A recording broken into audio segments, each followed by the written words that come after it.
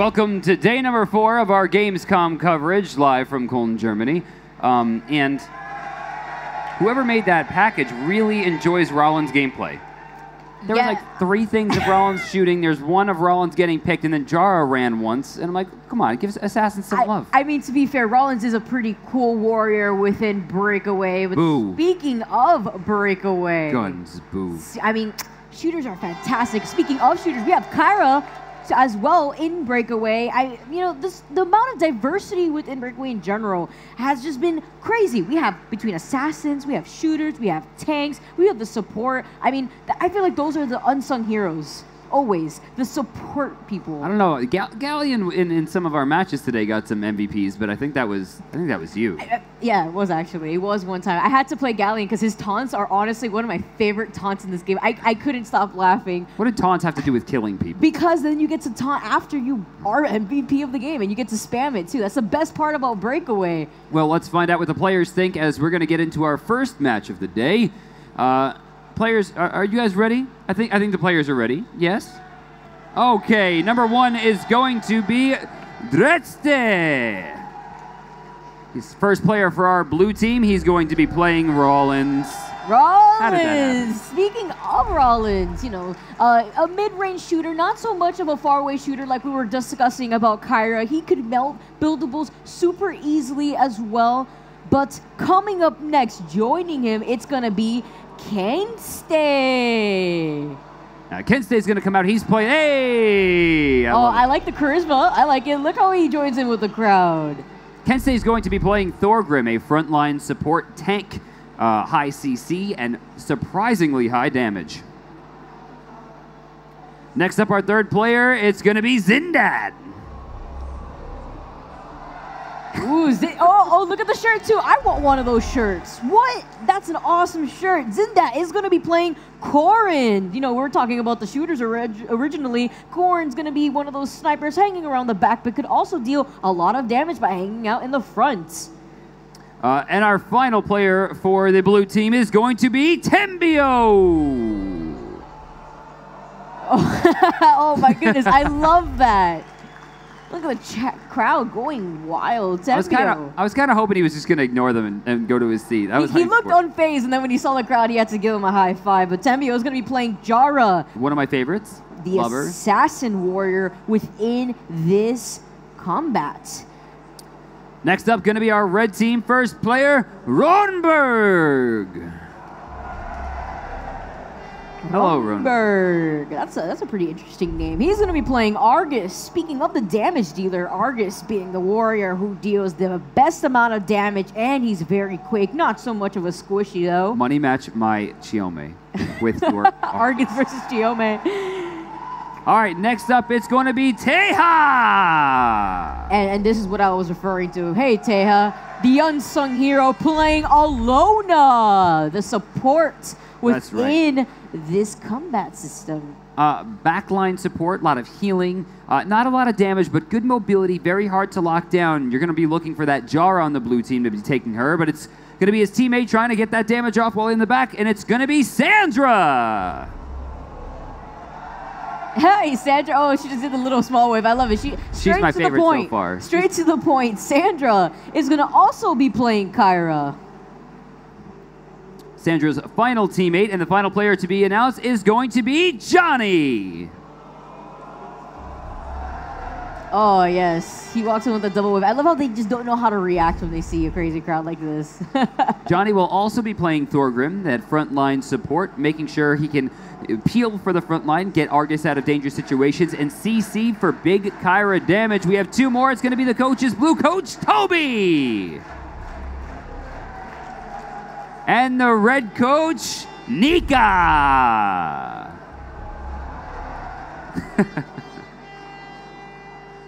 Who is touching that horn? I want to know where it's coming from because I haven't seen a horn all week, and I think it is adding the craziest hype. Is it in the crowd or is it backstage? I don't actually know where the source is. I haven't seen a horn at all. I want to know where it's coming from. Hey, look at the crowd. Oh, I see him. I see the culprit. There you go. That's a Viking horn. No, it's a Vuvuzela. I love it. I thought someone from Amazon was doing it. I'm like, why would someone Like who a works button. here be so annoying? Oh my God.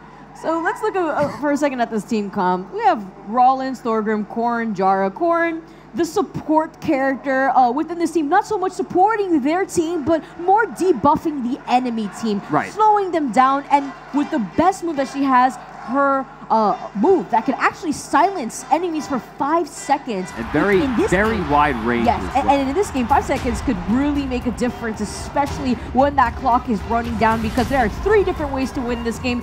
DM, can you explain to us how to win in Breakaway? Well, on the Shrine of Oros, just like every other map, there are 3 ways to win in Breakaway. First is taking that golden snitch-looking relic right in the middle and moving it to the enemy's Rayla, which is that colored circle they're standing on. If you can get it within the relay, you instantly end the round. The second would be territory. At the end of the 4-minute timer, if you can move the relic to the enemy's side of the map, you will score a victory that way. And finally, and my most favorite way to win, if you wipe the enemy team, you'll earn a ton of gold and a victory for the round. And I just want to make a comment that the Argus already understands how these buildables work, putting down his own siege, taking out that buildable, which slows down the enemies, which in that case would be his team. Very smart point on his part. But that 3v1, Kenstay is going to want to get out of there, but unfortunately, he's going to succumb to Ronberg. It's going to be 3-0 so far as Red continues to try to fight into the blue side of the base. It looks like Argus has worked his way back towards the base. He'll be able to heal up to see his life bar on the top regenning. Timo taking a little bit of damage, but answering back to Sandra. He goes down. Finally, a kill on the board. And blue team now all regrouping together. Notice how they're together pushing through, but at the same time retreating when they have to. Okay, I like the bravery right here. Although the Luna is very necessary to keep their team alive, Ronberg and Teha do have low health at the very moment, but Johnny pursuing the relic no matter where it is. Pretty bad positioning, but he doesn't care. He's grouped up with 4 of his teammates. She's stuck in jail. Already a kill. Sandra's down again. There goes the Thorgrim, and still stuck in the jail. She's trying to work her way out. No one's focusing her down. There's gold to pick up on both sides, but 3 down. She's the last one remaining. 1 hit would have done it, but they didn't see her. She retreats back to her shrine where she's able to self-heal by the ballista dealing a good amount of damage. And I like the placements of the buildables right there. It distracts you to see which buildable that you want to take care of first. Towards the middle, you'll see Tembio trying to clear the ball out towards the red side. Teha forced to jump away using that sun dash. She's back towards the sun shrine, and she'll be able to heal. Kenstay fighting into a few, but seems to be able to walk away. Blessing of the Sun healing a lot as they group up for Zindat. Zindat basically disappearing as Dreadstay tries to regain the relic, but is he going to be able to handle this 3v1? I like how Sandra now is going for the damage buff. Look at that, very smart awareness and understanding if they get the damage buff for their team, that red team is going to be able to pursue the enemies more thoroughly and carry the relic to the goal. Sandra has taken down the Rem buff, and there goes Tembio. Another kill. There's about 600 gold on the ground that I would like to see picked up immediately by Sandra, but they're trying to end the round. Ronenberg unable to find it, and Dretse will clear it out. Ronenberg in some trouble. 1 hit will do it, but it looks like he might be able to escape. I think he's out. He's going back in. He's a madman.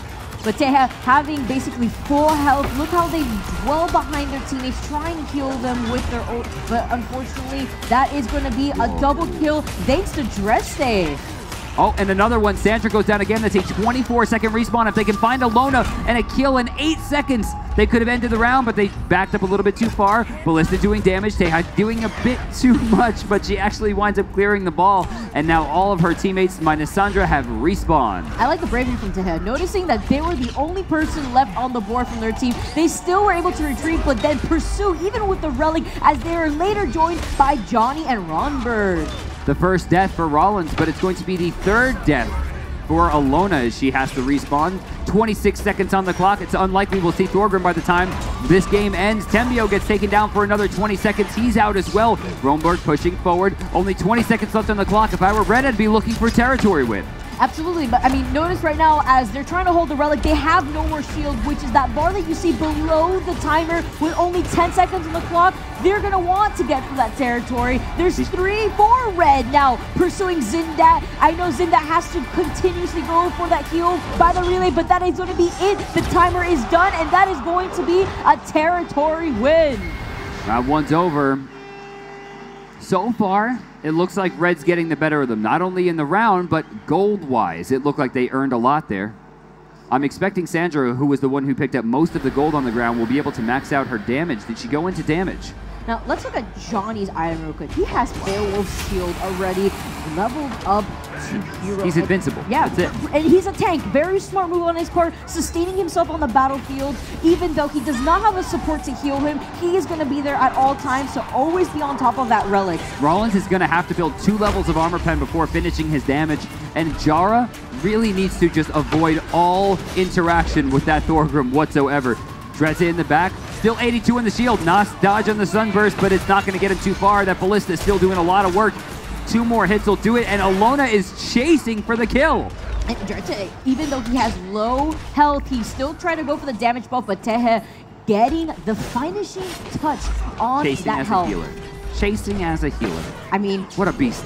The plus part about Alona is the fact that she can do so much damage with just her basic attack. Even though she could dwell from behind enemy lines, she could close out that kill. Can't say 1 hit, but no one was able to close it out. Dressed in maybe a bit of trouble as Ronberg moves forward.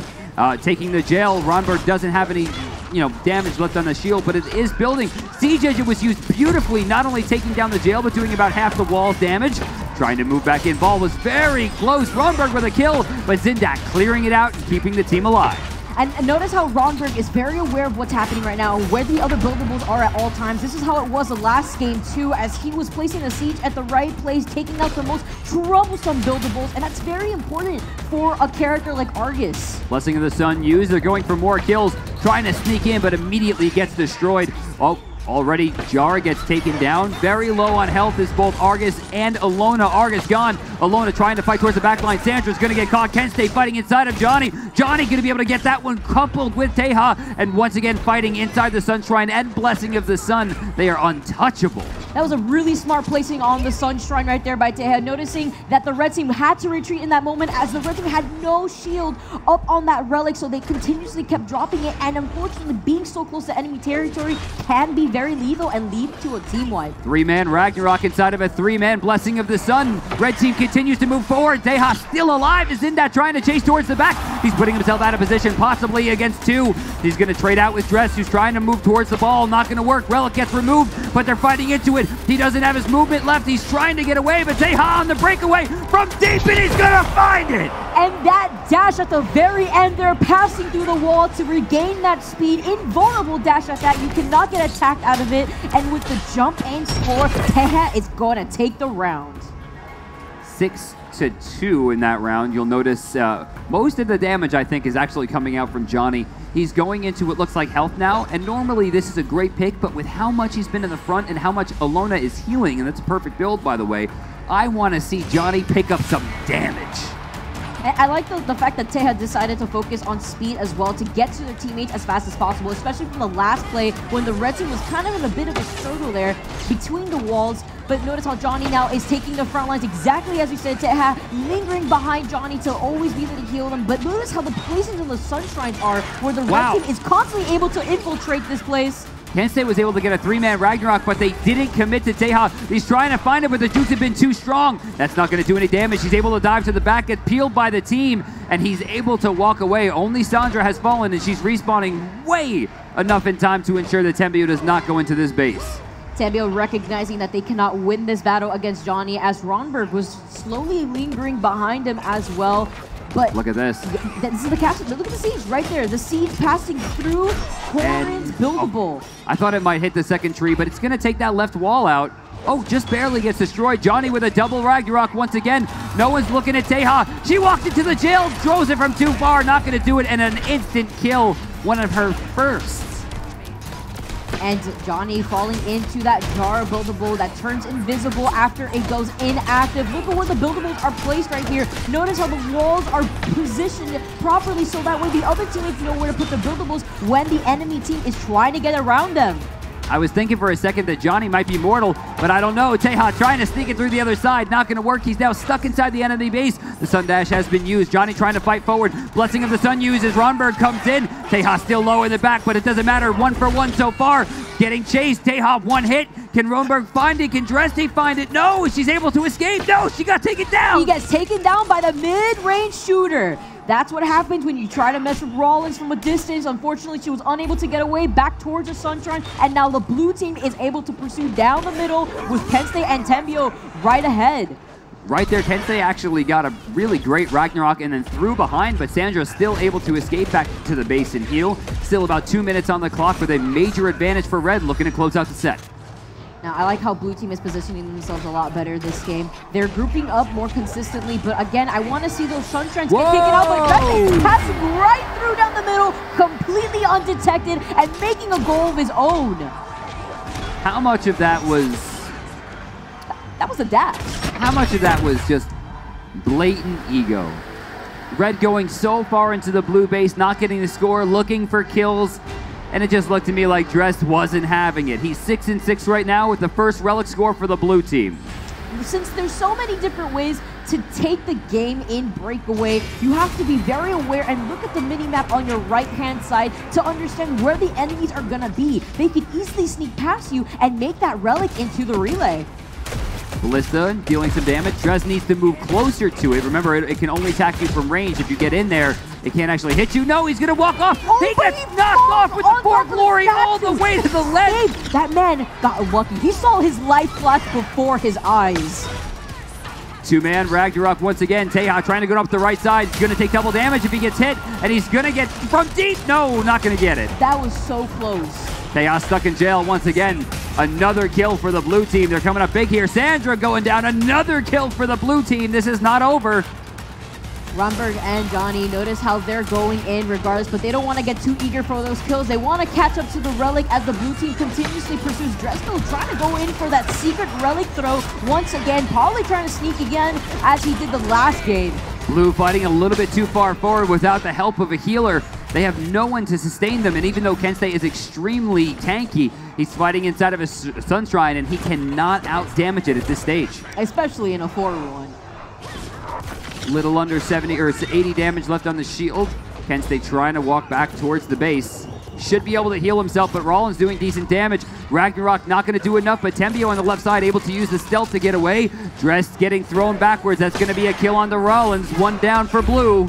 That wall getting in the way of Teha, noticing that they cannot go through that little gap on the right-hand side. Unfortunately, you're going to have to go through Corrin's buildable to get through the other wall.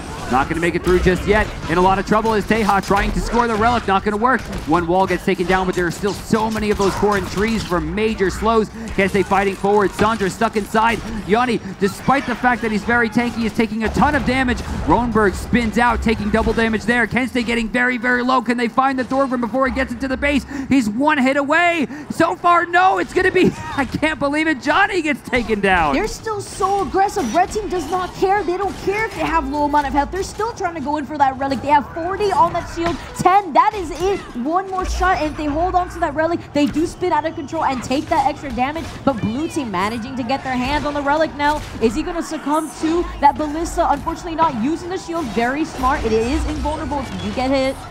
Trying for it. Dressed on the breakaway, but unfortunately that relic will take care of it. Treha on the left side trying to walk through. He will be met by two in the front. Runberg very low. Kent's very low. Trying to walk through again as Dressed is there as well. Sandra getting low. She's going to be the one to be picked off. Unfortunately, she was by herself in that instance, and although he had low amount of health, she was unable to pick him off. Zindat retreating, saying that this is a bad situation. You do not want to fight around that Sunshine. Ronberg taking out Zindat. Sandra on the respawn, still 12 seconds for Corrin. Teha putting up both heals to ensure their forward movement. Kent's trying to fight forward again. Ronberg getting kind of low. Wow, Drest actually used his ultimate during the Ragnarok and got nothing off, but Ronberg still finds a kill into Tembio.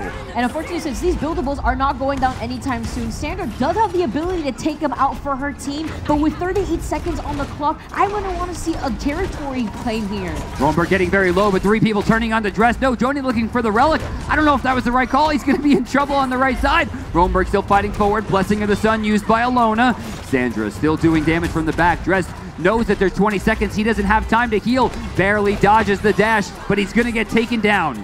Now notice the red team having nearly full health just thanks to the Sunshines that are so deep within enemy territory. Teha doing a really good job at keeping on top of their teammates. 7 seconds left on the clock. Tembio on the breakaway. The relic Alex 3 back. seconds. He Got it throws over. it 2, off. There's 1 1. second left. From deep, and it's going to be Taya. Territory win. How close was that?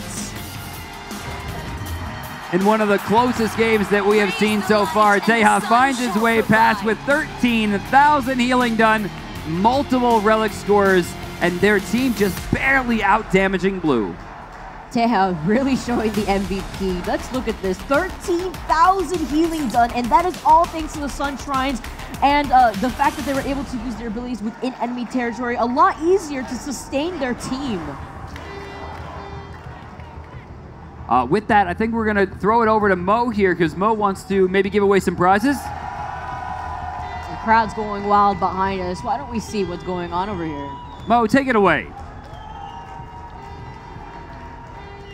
So, Leute, war das ein geiles Spiel? What?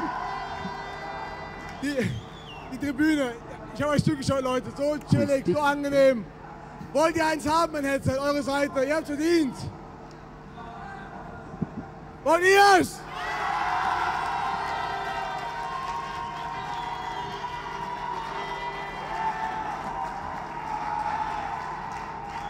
Hey, hey!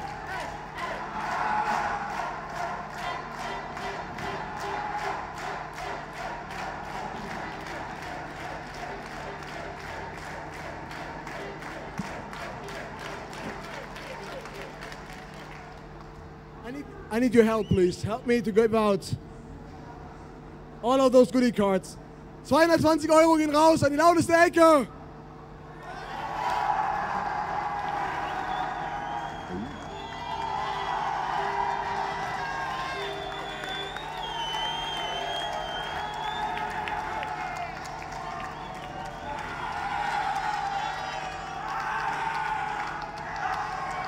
Well, here you go. You can see him a lot better there.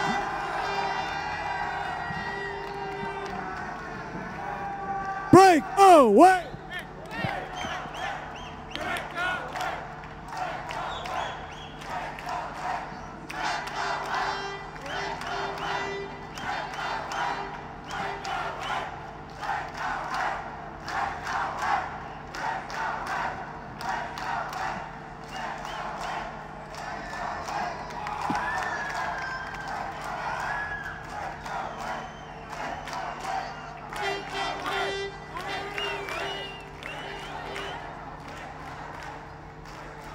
Leute, habt ihr eine gute Zeit? Sind wir Gamer? Ich höre nichts.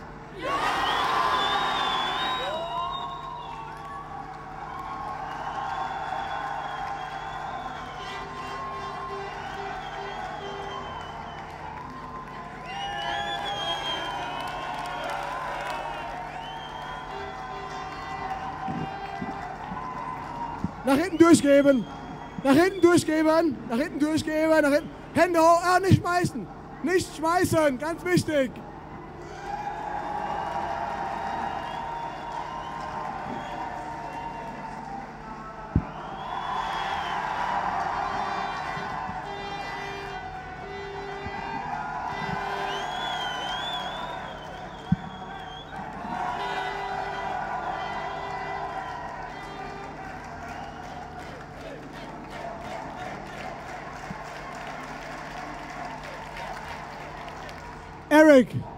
Eric, can you please come? I need help. I need some help.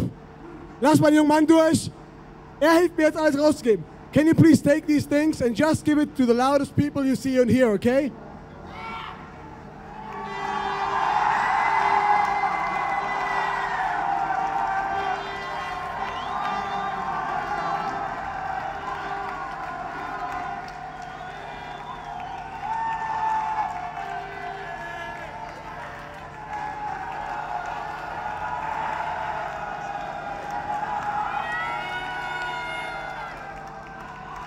Ich hör nix.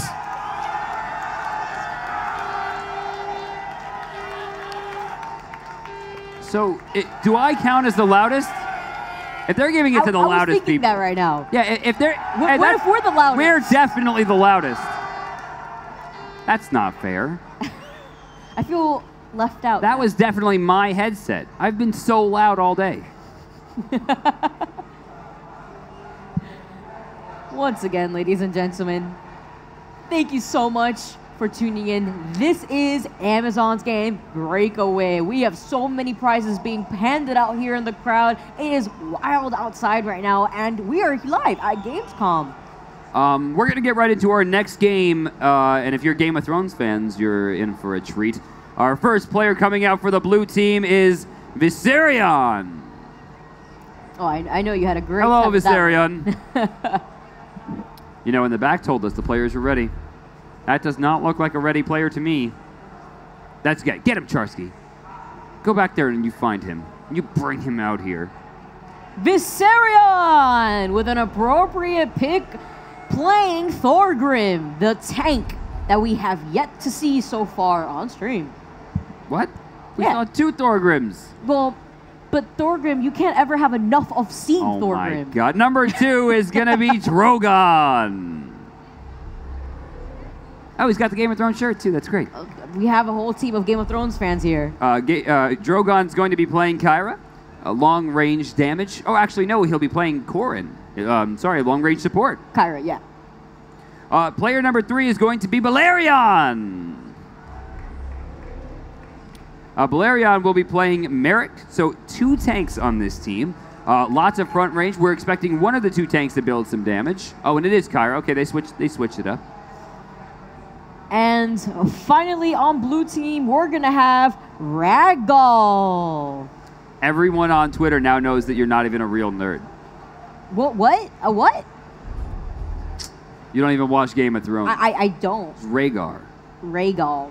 Well, so are we saying we have an entire team of Game of Thrones fans right here? Yeah. Like, literally, And with the shirt and everything. Rhaegar is going to be playing Galleon the Star Thief, frontline, actually, healing. And we're going to have, we actually saw this player yesterday from the red team, one of the highest kill-death ratios of the day. It's going to be the Muffin Boy. Playing your favorite character, Brandon, Shiome, the newest character being broadcasted within the event. If he does this again, I might have to go up there and just show him a thing or two. I don't want him taking my Shiome mirrors spotlight. when. But coming up next, right after Muffin Boy, we are going to have joining him Bonfire. Bonfire being that support. Look at, okay, I like that stance. That was pretty high. Playing Alona. Oh, yeah, Bonfire almost playing to his namesake here, as he will be playing the Sun Priestess and being the light of the team. Next up, we're going to have Rebus with another Thorgrim. Your favorite. My favorite. I'm going to say again, we've never had Lord Thorgrim, so we must see more. Rebus, yes, will be playing frontline support for the team. Peel, which will help Chiome and have a hard time being taken down with Alona.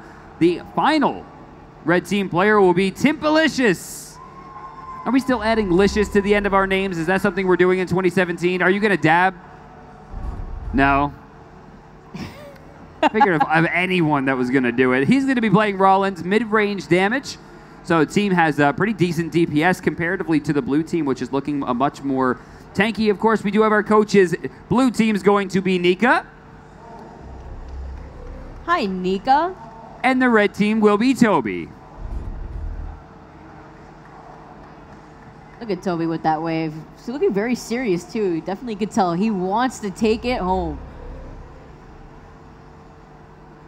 Now, looking at this comp from the blue team, we see 2 tanks already. Now, Galleon could be considered a support, but also at the same time a tank. He could definitely withhold his own, as he has that protective bubble that surrounds him, where he takes less damage and also heals himself at the same time. There's a possibility that this Galleon could be playing frontline damage, as Galleon's ratios are actually really powerful, especially on his ult. But there are 3 supports on this team, 2 frontline, 1 backline, but Galleon even more is kind of a frontline support with that healing, so it'll be 3 people kind of protecting that backline for Kyra. But on the enemy team, there's Chiome. If Chiome can break that front line and go directly towards that Kyra, he can pick off most of their damage, and they can just go for runs, because Merrick, Thorgrim, Galleon, not a lot of movement.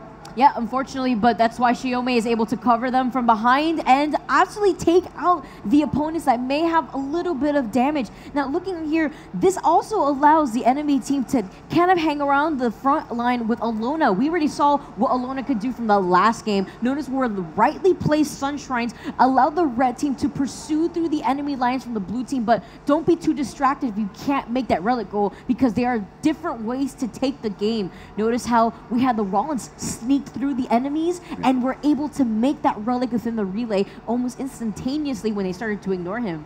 We're going to be getting into the game in just a second. We're switching off the Shrine of Oros and we're heading back to the Dread Shore.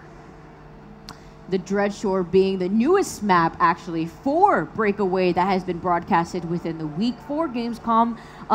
Dread Shore coming alongside with Xiaomi. So this is the first time that we're able to show you guys what this type of map is, seeing that the damage buff and the health buff both come out from the left and right side. You have to be very wary, as those buffs could really help out your team get in that extra push that is needed. You can see that relic in the middle. Remember, there are 3 ways to win in Breakaway. Number 1, if you can move that relic to the enemy's base and score it inside a small colored relay, you will have won the round. If at the end of a 4-minute timer, you're able to move the relic just to the enemy side of the map, you will have won the round for territory. And finally, if you're able to wipe the team off the map at the same time, your team will get a huge gold boost and, of course, the win. Muffin Boy already placing the trampoline where you saw him place it last time as well. And I know, Brandon, that is a very common place where Xiaomi could place a trampoline to help the team maneuver themselves around the map easier. Revis moving forward, actually getting targeted not only by that mirror, but the ballista look forward. Balerion maybe in some trouble as Muffin Boy goes for the all-in, but he takes just as much damage. Xiaomi with a level 1 damage only is not as threatening as you would imagine. I like that Rego was targeting the Alona solely to get rid of those heals, but unfortunately, Bonfire was too quick for him and was able to escape, but Dragon with the Ballista kill. Drogon from long range was able to pick that one up. First kill of the game goes down. Blue kind of losing control of the ball as well. Got to be careful as they move forward. Muffin Boy looking for a way to get past. They're investing pretty heavily into Merrick. This is actually a very hard comp for Xiaomi to fight into. If they decide to go all defense, she is not a tank killer by any stretch of the imagination. And that's why you see Dragon hanging around by Balerion behind enemy team lines as well, just to ensure that they won't get picked off so easily. Right side, Rhaegar kind of locked alone. Muffin Boy taking a lot of damage. One hit will do it. Can Viserion find it? And no, just barely. She gets away with that defensive. The Ballistas, though, sneaking through the right side, but Dragon catching them right on the target, but the Ballistas still lingering. I like how Muffin Boy and Bonfire were able to take it out, noticing that this is a very big problem within their comp if they want to carry this relic to the goal. Going up the left side, Revis trying to get through. Again, not a lot of movement, able to dodge the Galleon ult. 21 left on the shield, not going to make it through there. Viserion getting very low as Xiaomi dives into the background. Muffin Boy looking for the kill, trying to switch targets immediately, but the spike trap slowing him down. Stuck inside, using that defensive. Rhaegar still at 0, but not going to work.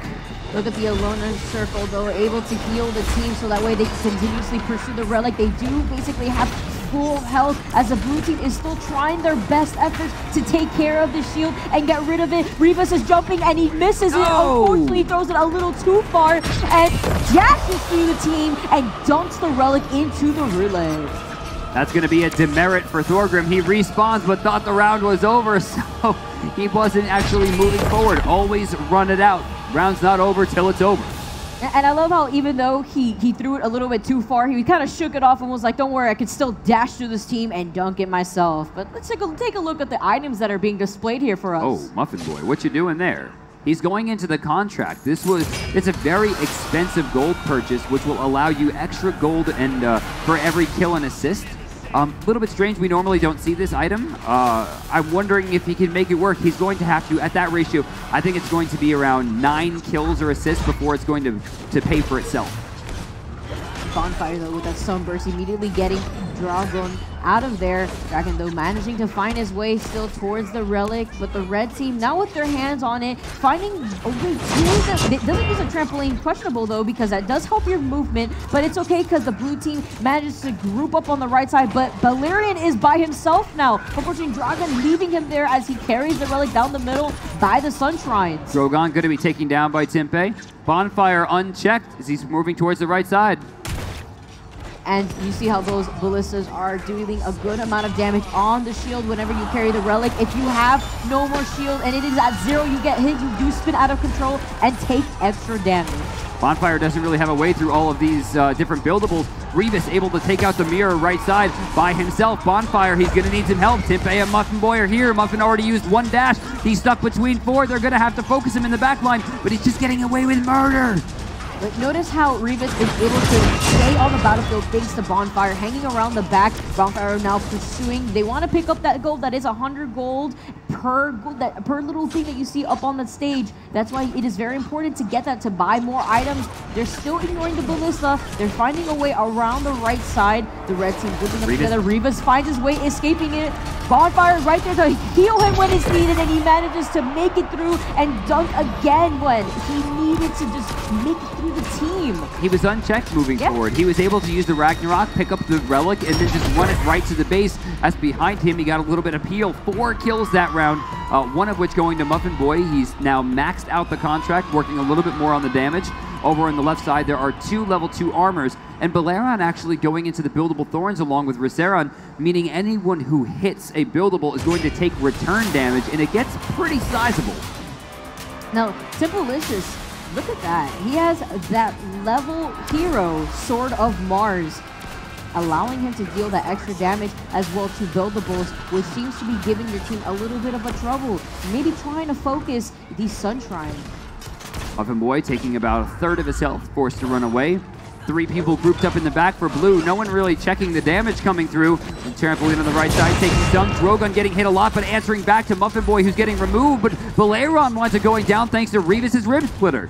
Rhaego, though, finds his way around the side, ignoring Muffin Boy, dropping his shield as Muffin Boy takes it out. And this is where the Xiaomi pick comes into play, using the trampoline as a mobility option to find their way around. But he meets Balerion, goes around the buildable that you see there from Merrick.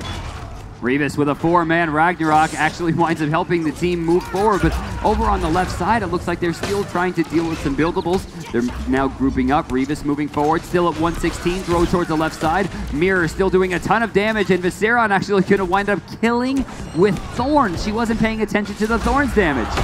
And Revis was trying to throw the relic above the wall, just so that way they have a better space advantage. And unfortunately, bouncing back, to understand how far you have to jump to get it over there. Simplelicious, though, picking up the ball, and he manages to make it over the wall this time. But Revis has low health, and he's dealing with a 4-man, 3-man team. Muffin behind, has a chance to go for it. Auto canceled into Q, not going to be enough damage. He just turns around. I think he'll take a second in the Sun Shrine just to heal up a bit. He is grouped up with Simplelicious, so he is not worried, but Viserion intimidating him as he is forced to drop the relic, but he is out of here. Muffin Boy recognizing the situation. Rhaego now by himself. He's stuck in that circle. He is going to be out of here probably very soon as he tries to retreat for his very own life. Simplelicious not going to be able to find the hole and to get the ball.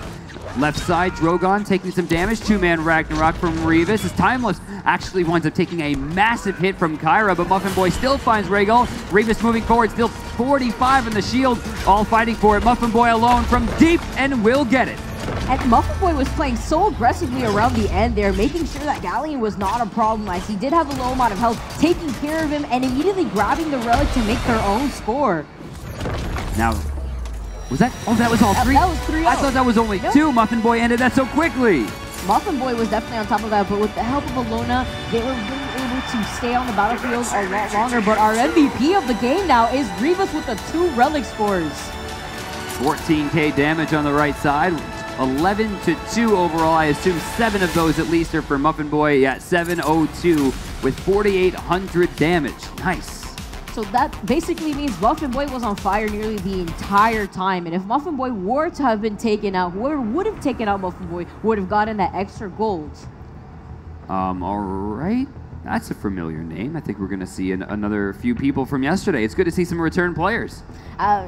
Sometimes when you get a little taste of the game, you can't put it down, so you want to come back and continuously push it through your opponents, but at the same time, you kind of have a slight advantage because you're already familiar with how the game works. I love that, though, because, that goes back to my childhood, going to cons, having that whole place open to you, and then you find a competitive game that's brand new that you're pretty good at, and you're like, I got to go back to this booth, man.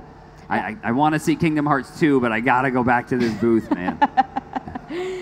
Also, if you didn't know my age, you know it now. It's okay. It's okay. You don't have to explain to the crowd. I know that.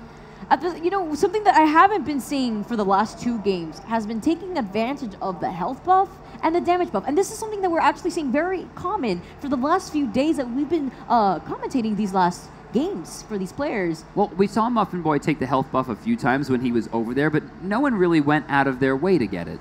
Yeah, the thing is, when you see the relic, you want it. You want to get that relic to the enemy side. You want to ensure that is going to go into the goal. Sometimes you ignore the timer and you don't even look at it until it's too late. And that's why you have to be aware, whether it's 10 seconds or a minute, you need to always understand what could happen when that clock goes to 0 and that relic is on your point. But with that being said, we are going on to the next set of players that will be joining us on stage. I said his name yesterday, so you're going to do it today. Oh, no. I'm ready for it. Good luck. Okay, so we have Schmalstool.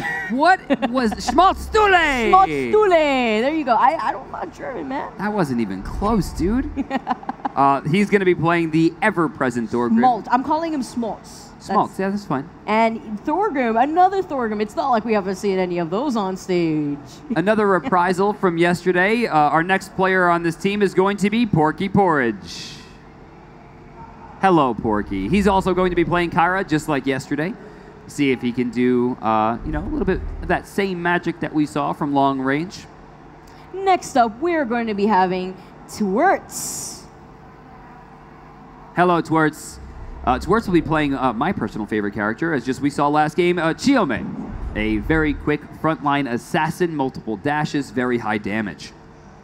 And after Twerts joining him, we are going to have the one and only, the Genius. I'm not playing. I'm commentating. It's okay. It's me, actually. I'm really the Genius.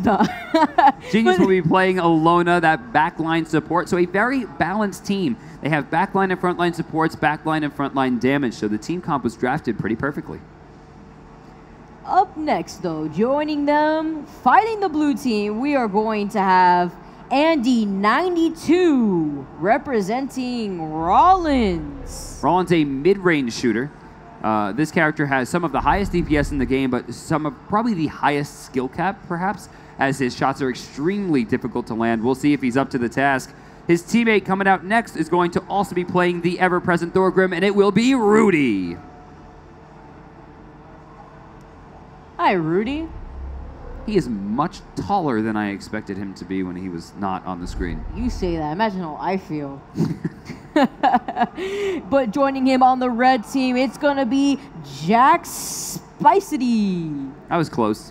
Not really. Spedisi? Spedisi. Yeah, what's up, Jack? Italian. He's wearing the balaclava as well. How is he going to see? He's going to be playing Argus. Argus frontline damage. A little less damage than what Chiome has, but a lot more hardy as well, so a little bit harder to take him down.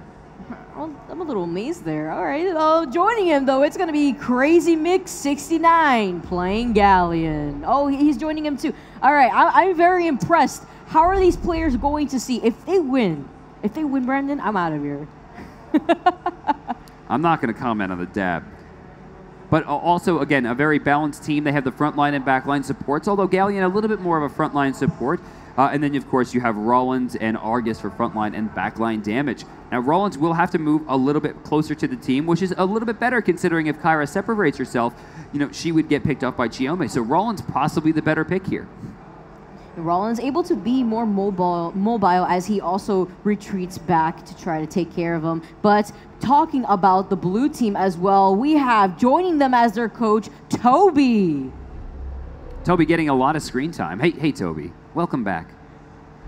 Switching teams this time, though. And then finally, red coach is going to be Luis. Hi, Luis. What's up? I appreciate that he didn't dab because it looked like he was starting it. Nah, instead he's trying to hype everybody up. For this game, we are also running back to the Dread Shore, a long and narrow map that encourages high aggression and a lot of fighting.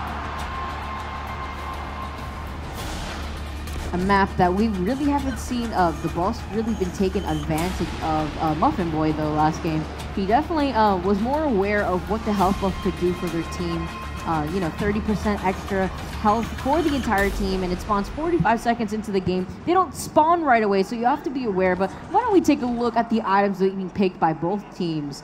I like how Xiaome and Argus are already going in for that extra damage. It's going to be very frightening. Rollins joining them alongside with Thorgrim. Not really so much with the armor, but instead opting to be more of a damage build character.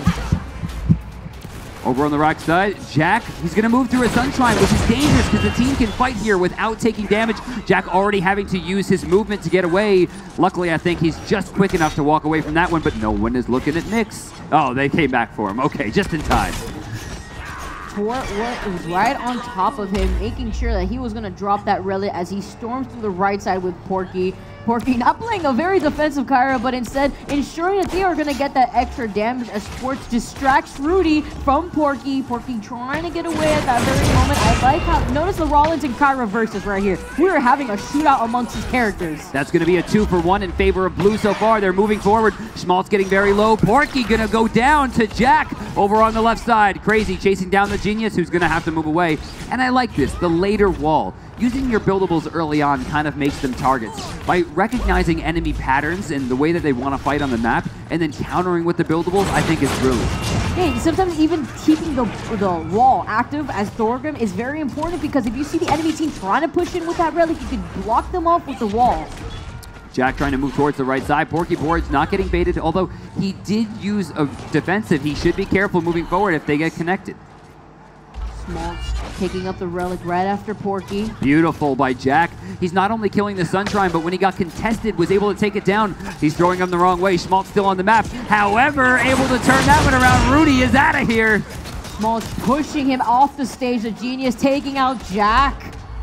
Twerks now. And he in trouble. One hit. Yeah, 3 people down. 3 seconds. I don't think they're going to find the core. And that time, towards the right, going for the pass. Schmaltz not catching. They're going in again. 13 on the shield. Not going to get it. Porky Porridge to go down. Schmaltz out of position. No movement on the Thorgrim. 2 to connect on the left side. 1 hit will do it if they can find it. Wall actually getting away from the kill, and it looks like he might get out. Now with only 2 people left on the blue team, they're going to have to be very careful, as notice their health is very low. This is going to be a great push for red team before the rest of the team could spawn. If they actually killed Thorgrim, that would have been a team wipe. Schmaltz was 1 hit away. Jack in some trouble trying to get down.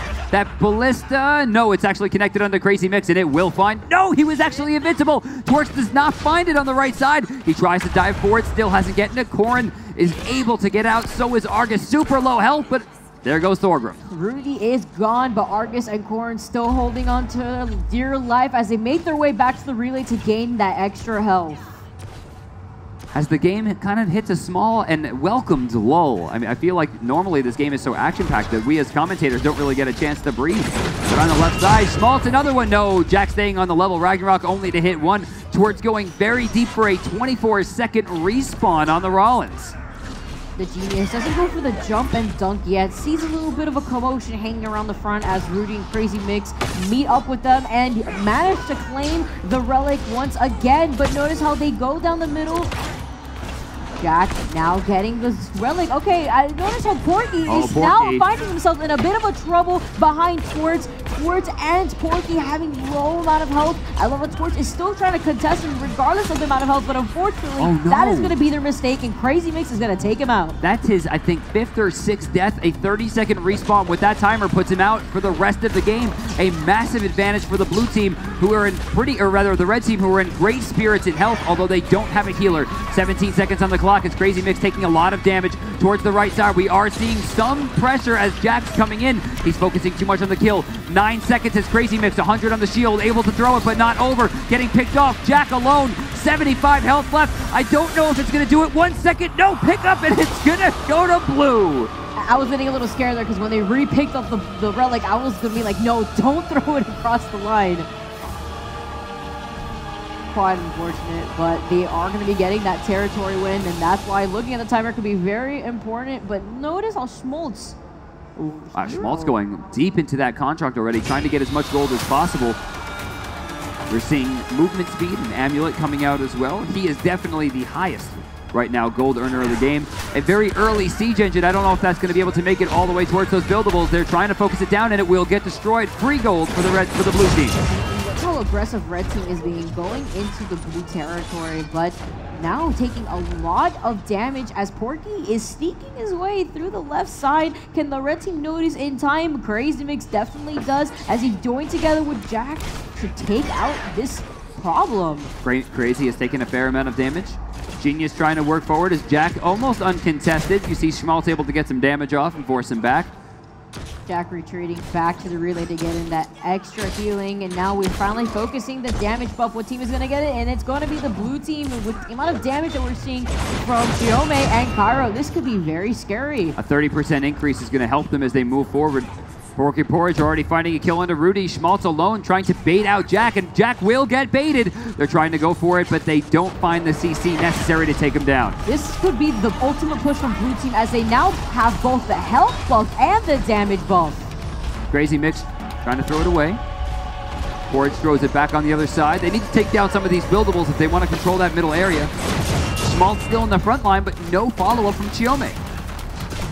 They can be taking extra damage if you're lingering within this circle, but Crazy Mix takes advantage of the retreat. Porky ignoring what is happening and instead opts to push the relic more deep into them.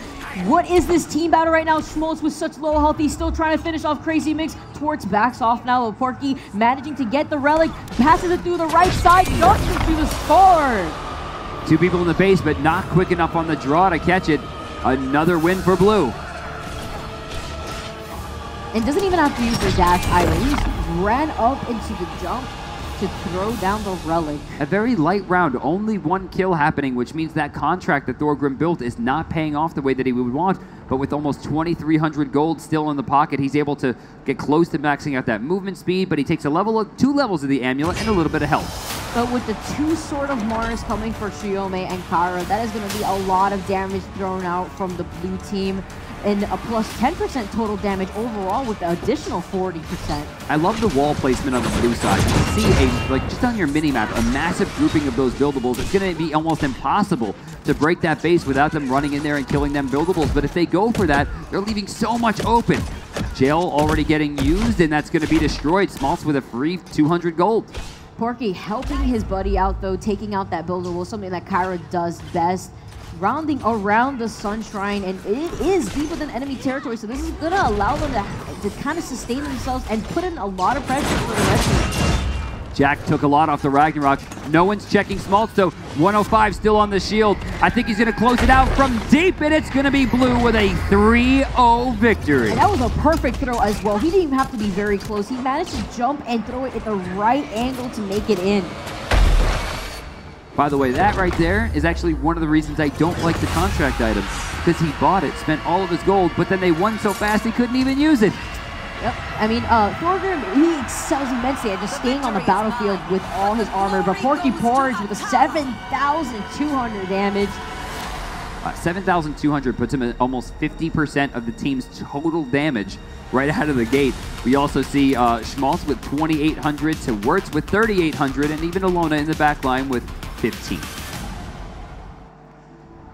As our next players get ready, I'm seeing a lot of Kyra relevance today, a lot of Chiome relevance today, and Thorgrim, I think, has been on almost every team so far.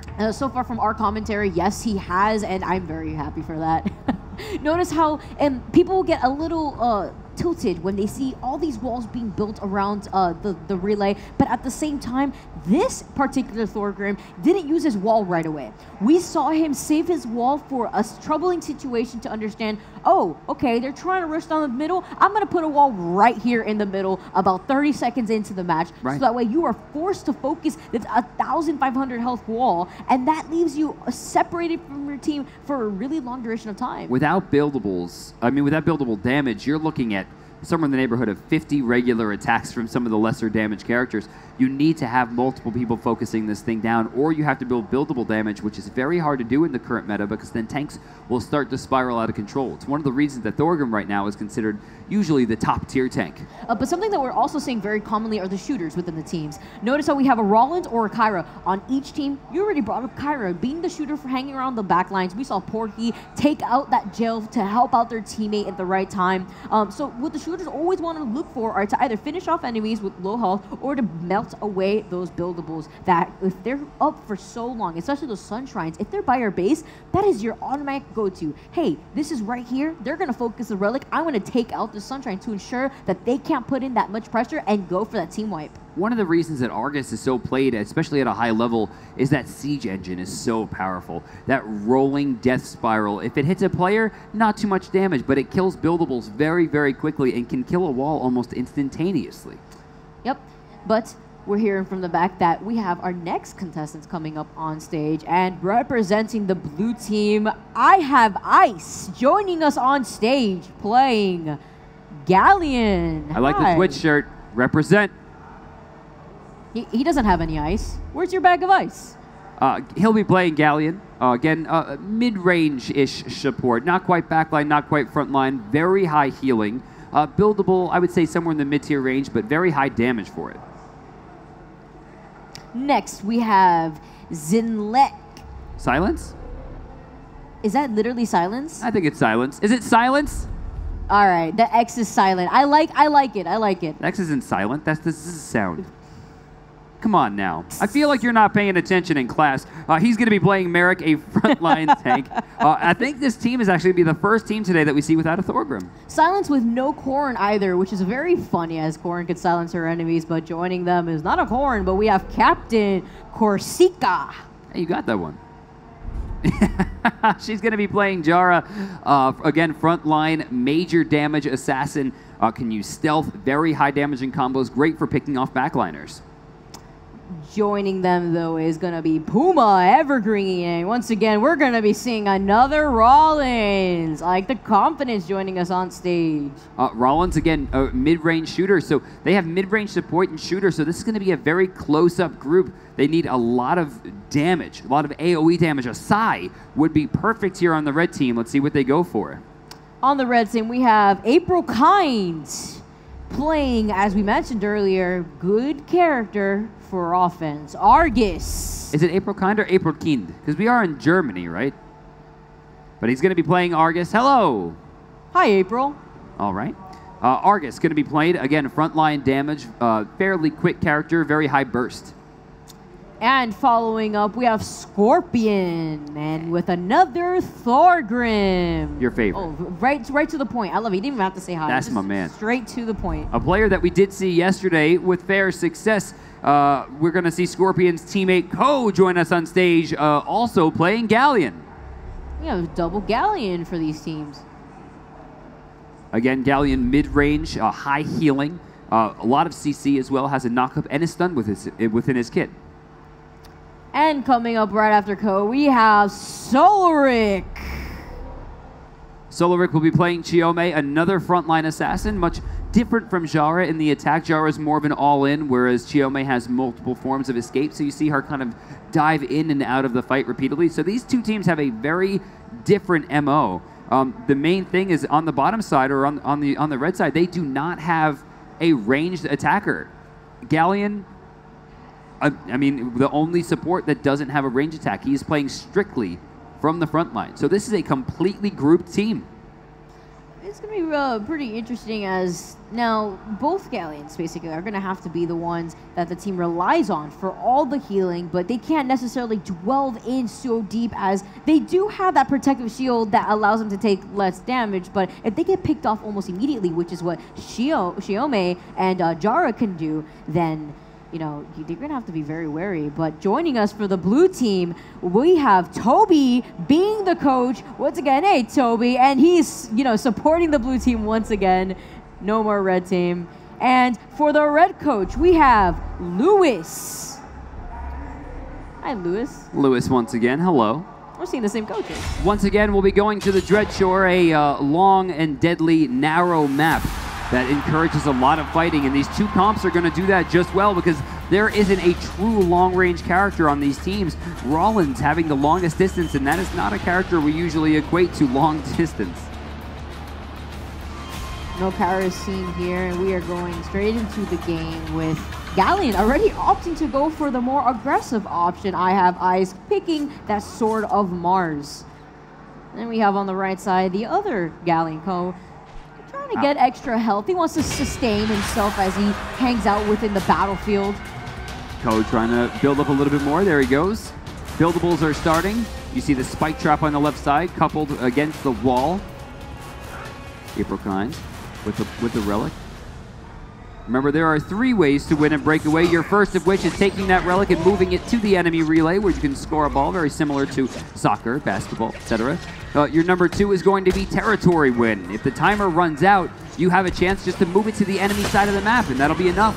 And then finally, which we might see right away, is a team wipe. If you can take every member of the enemy team off the map, it's an instantaneous win and a gold boost.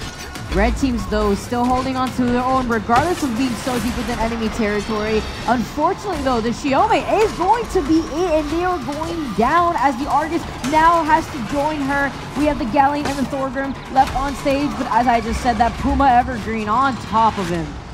Yeah, he's going to move away. Scorpion's kind of stuck in the back, and Captain continues to damage him. You'll see another kill.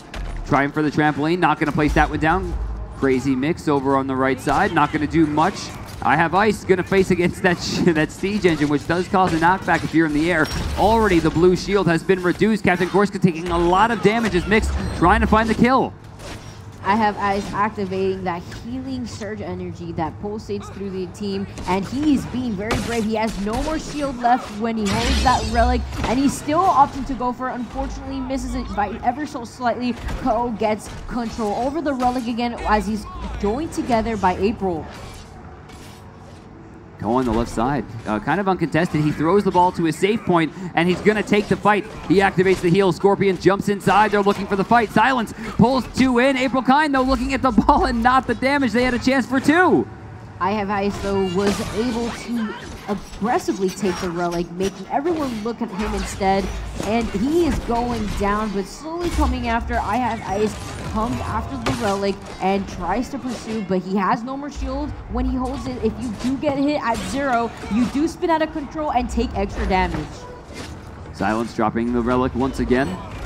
Ko trying to fight forward. Both teams' shields are getting lower, but Ko is a little bit too far out of position. It's I Have Ice versus Silence. Perfect dash, and he's going to go in for the dunk. And you can see that I Have Ice was very, very desperately looking for that opening to make that relic score, and when he found the opportunity, that perfect dash where he is invulnerable, is able to go through them and get the score. First one's going to red. So far, kills, 8 kills for the blue team. Silence with 3-0 to start off. I Have Ice have been a part of 4, but it's Silence has been a 100% kill participation at 305, has level 3 armor and level 2 health. Going to be next to impossible to take him down without armor pen. The red team is looking to sustain themselves a little bit more on the battlefield, not so much looking for that damage that you see on the blue team with their Sword of Mars. 3 people already looking to get that team wipe possibly. Push towards the right side. Crazy Mix has taken a lot, forced to escape. Silence coming out. Not going to do enough damage. Solric going to be taking down another kill for Silence, but nobody's checking on the right side. April forced to retreat as they need that desperate help into the relay, but as he's waiting for his buddy to help him out there, notice how red team is now going to have to pursue the blue team to prevent that relic from making through the wall, helping them out, corner them. I Have Silence sneaking right through them and dunking it once again. I Have Silence, always the eye on the ball. Look at this. He finds the relic against the ball, does the dash once again, and manages to score. Silence a part of every kill again that round. He's a part of all 9 at 405, now level 3 health. Still has 900 gold available. At this point, normally this is where I'd be saving to try to max out for heroic level, but with how quick this has been going, the buildable damage I think is a great idea. I would put that spike trap in the enemy base and have them hurt themselves as they try to take it down, covering a path. Notice how the buildables are all grouped together. If the enemy team even thinks about going through there, they are going to have a quite surprise for their shield whenever they hold on to that relic. The Siege Engine gets a part of the spike trap, but it's not going to be enough. Scorpion, very low, forced to escape. Nobody checking April King. I Have Ice finally walking over, gets the stun. They'll take the shield down, and now that Argus slightly out of position. Silence has a chance to go for it, but I think he's going to let it go for now. I Have Ice now carrying the relic through. April kind of forced to retreat, even though the relic is right behind them, but Puma getting that snipe. They're trying to work it through again. I Have Ice finds a hole, looking for the throw from deep, and they're going to close it out. I Have Ice. So desperate to get those goals constantly, regardless of how many times you could win in the game so differently, but he manages to jump right in between the enemy and get the score. One of our fastest wins to date. 3 rounds, all very, very quick. No territory, all relic scores. I think that might be the first time that we personally have seen that. And I Have Ice with 3 relic scores is going to grab the MVP, but it was really Silence in my heart with, I assume, a big chunk of that damage, not to mention, I mean, the guy was impossibly tanky and was a part of every single kill. Yeah, take a look at that. Silence with 4,437 damage. Wow. 40 top damage is Merrick. I feel like every game was like about maybe 10 to 15 seconds. What a beat. I Have Silence was constantly all over the enemy team, and when they were too distracted, focused on the team fight, they immediately he found the perfect opportunity to get the relic and dash through those attacks, hurtling towards him and get the score each 3 games. So, coming into our next games, right? We've seen a lot of Thorgrim, very little Merrick, and I hope the players are paying attention because while Thorgrim is extremely powerful, look at what Merrick just did: 100% kill participation, highest damage, highest mitigation, highest damage taken, but didn't die at all. Something that he has that I feel like could really control the space around him is the fact that he could pull his enemies towards him. So if he sees that his teammate is trying to pass the relic, you go get it, man. You go make that score. I will distract them, pull them into me, and they can't jump out. They can't do anything. Right. Unless, of course, they do have something that it makes them invulnerable for a short duration of time. But at that moment, he found the perfect opportunity to distract their team. And because they're so focused on getting that damage in, they don't really see what's happening around them. So, relic pushing, right? A lot of players tend to just pick it up and try to move it as much as possible. We need to see some of these players picking it up, throwing it. Right, just throw it away and start fighting again. Focus on getting 1 or 2 picks and then using the power play as a way to pass between your team and really kind of attack the base from 2 angles, forcing them to constantly switch targets and, you know, possibly kind of lose control. Clutter comms with nonsense chatter about calls that have already passed 3 seconds ago because the game is really that fast. We saw at one point a match where we had an Alona put the Sunshine on the enemy base, basically, very close to that enemy base, and that was because we saw a constant ping pong between the enemy team taking out the shield of the blue team, and then the blue team having to find a way to regain control over the relic, regain their shield back for the bar that you see below the timer. That is the shield bar. When you have 0, we already discussed, you spin out of control, you take extra damage. So if you constantly try to fight for that relic with 0 shield, you're always going to drop it. Even when the slightest weakest hit, you will drop the ball. So the fact that the Sunshine was placed in that perfect positioning, they're able to regain health, let the ball breathe a little bit, and everyone is able to delve into battle again. Remember, you don't necessarily have to win by just getting the relic within the relay. You could win by getting a team wipe. And that alone, the positioning of that, allows for that to happen. But also, paying attention to your timer. We had this team not even care about the timer. It doesn't matter because they were like, okay, we have the relic.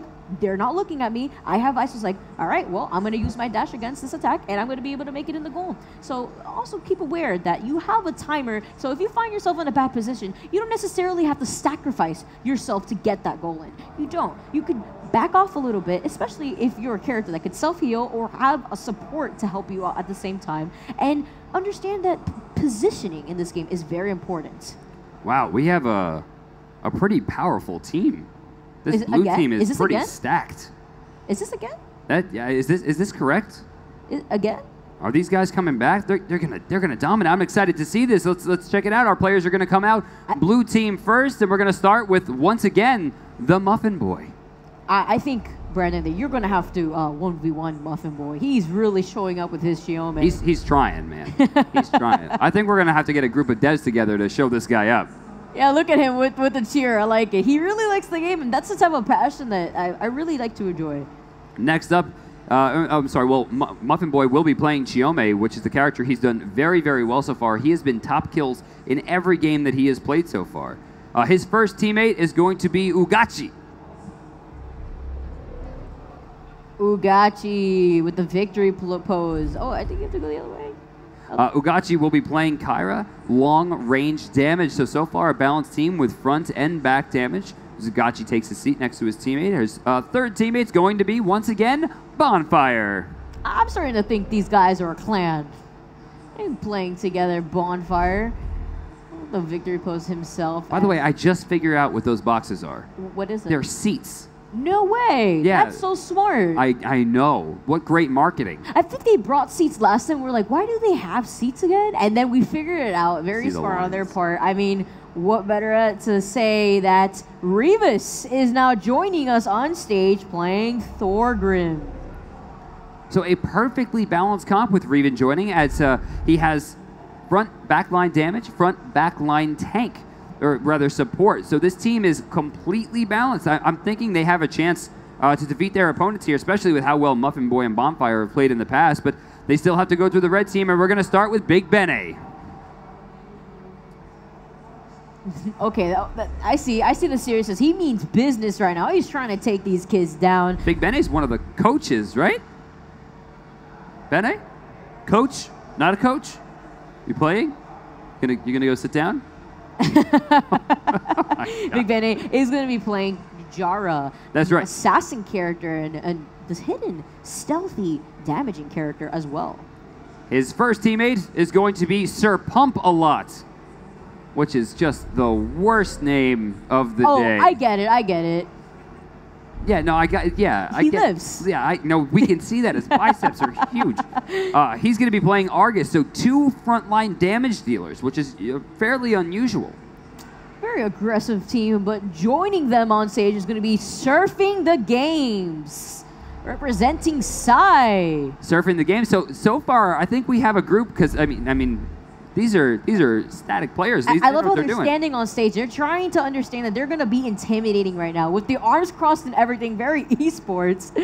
He'll be playing Psy, and finally, it's going to be Tovar coming on the screen playing Merrick. Tovar, I think, normally our observer, correctly? Oh, we have a pose. This is some serious business. So Tovar has a ton of experience with this game. If Muffin Boy and the crew can beat these guys, I think I might have to step off a commentary. I'm not going to like that. Tovar, if you lose, I'm going to be upset, man. Don't make me come down there. I won't like it. Eric, you're good, right? We're ready to go. We're ready to go. Like, I won't deal with this.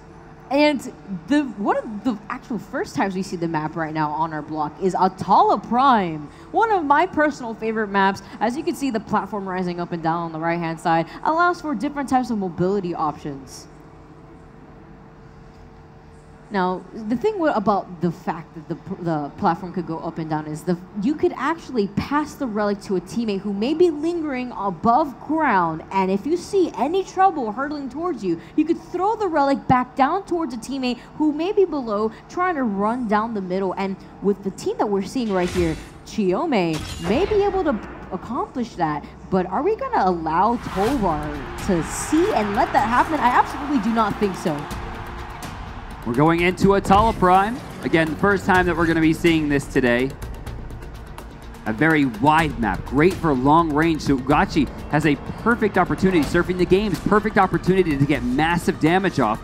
Surfing the Games might have some trouble, though, as there's not going to be a ton of grouping with Alona and Kyra staying away from each other, Chiome always diving backline, and Thorgrim generally being alone.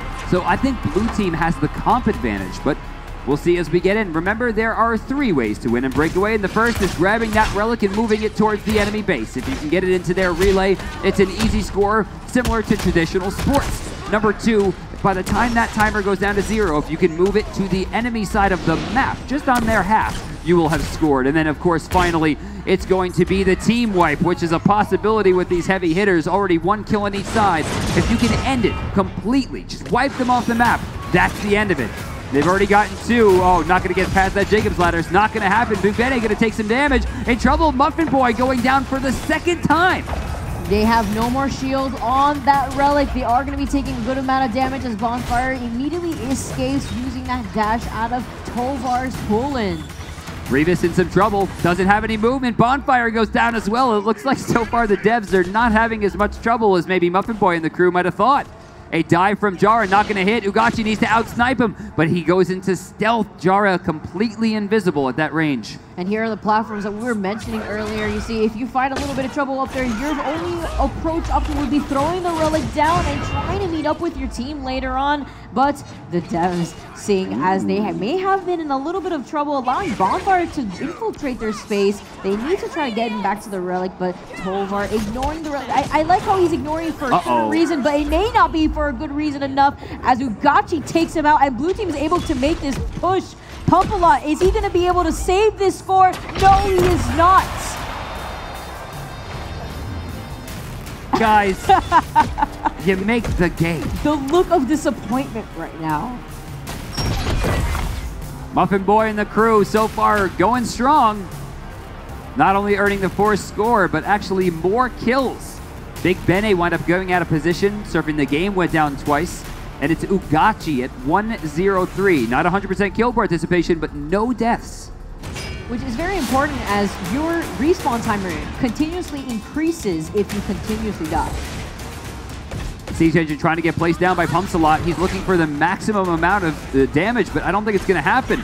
Right side, Revis able to re-clear the ball. So far, not a lot of damage right until that huge ultimate coming out from Surfing the Games. Big Bene has already been taken down by Muffin Boy in the back.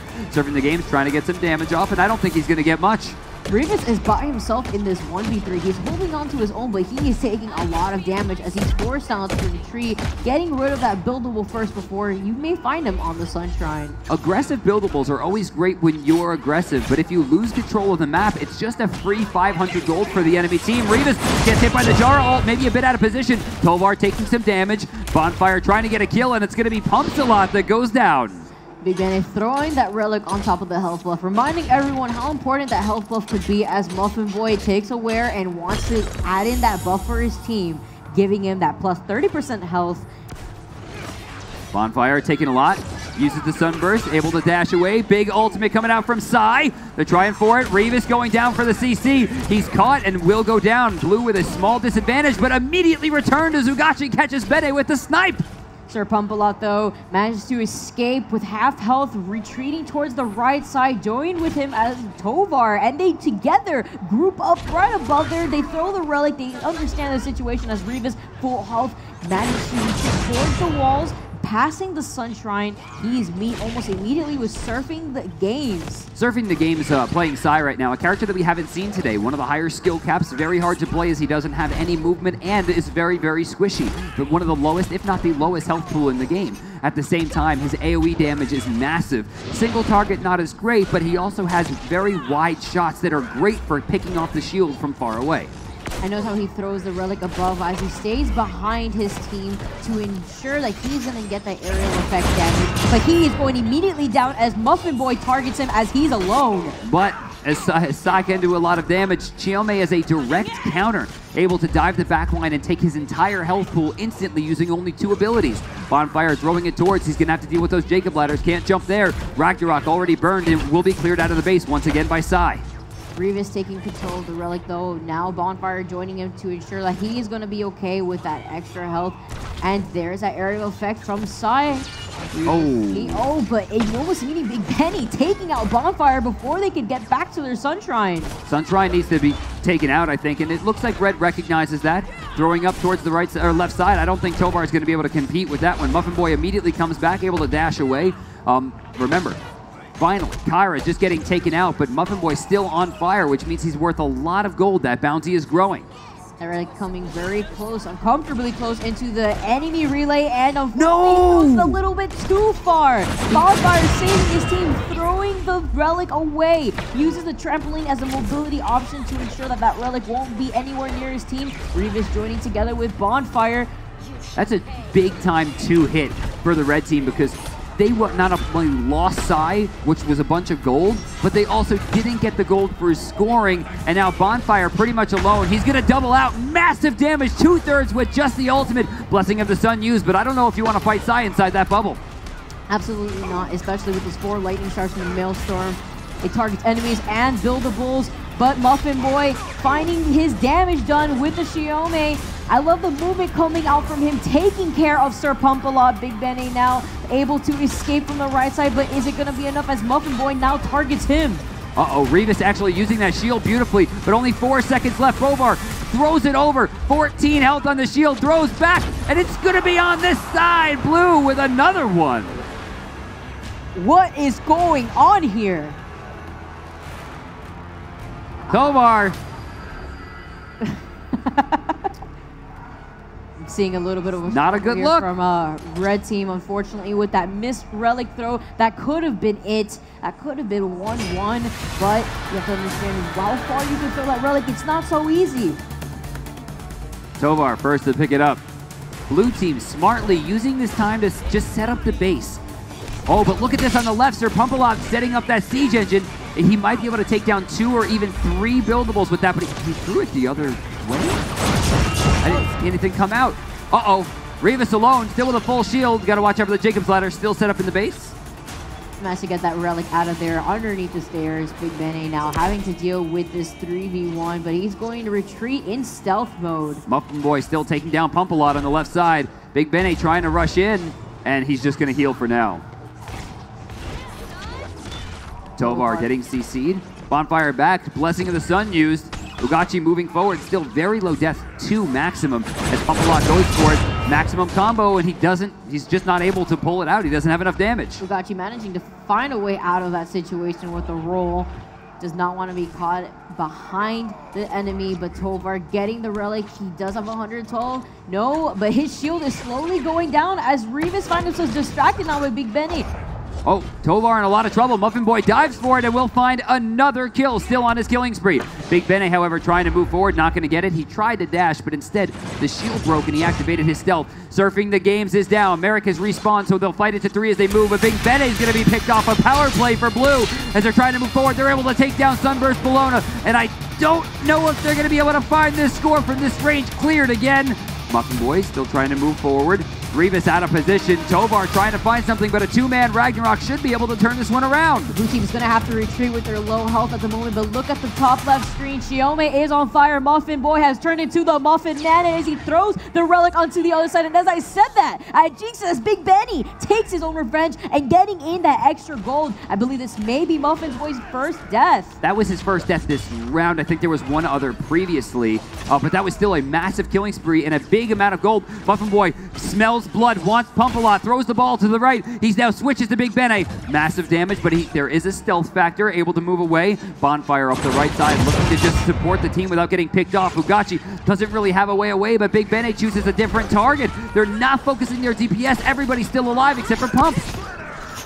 Revis being able to get heals. It's going to be a wipe. That circle. Bonfire, though, sneaking his way through the right side. Red team not looking so hot as they're forced to retreat back to the relay for that extra health. The Muffin Boy helping out his teammate to ensure that that relic will find its way back to the enemy team. There is 1 minute and 15 seconds left on the clock. Are they going to be more aware as they approach the conduit from side? They can't be jumping around that buildable as it will zap them back towards the ground. Kyra's got to take care of that. They've already lost Alona again, but Muffin Boy able to answer back with Big Benny. What are they doing here? That's low health. They're going to have to retreat now, the blue team, finding themselves with low health. They do not want to get a team wipe. Notice how Alona has made it back towards the enemy lines, able to heal their teammates. But Tovar, thanks to So, he has the relic in hand, but he is trying to juke him out. He does not have anyone around him to save him. He manages to jump off as he baits them towards the top. Tovar has the opportunity to move forward.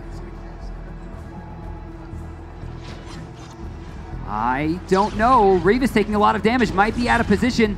Sai still down, though, doesn't have that burst to close it out. Bonfire still full health. Pumpalot in some trouble. Muffin Boy going all the way. Again, smells blood. Bonfire shooting as well. And it's going to be Muffin Boy again credited with the kill. Muffin Boy is just a 2-man team with Bonfire. Notice they're always coming in together. He's forced to drop the relic, unfortunately, but there's 8 seconds on the clock. Is this going to be another territory win?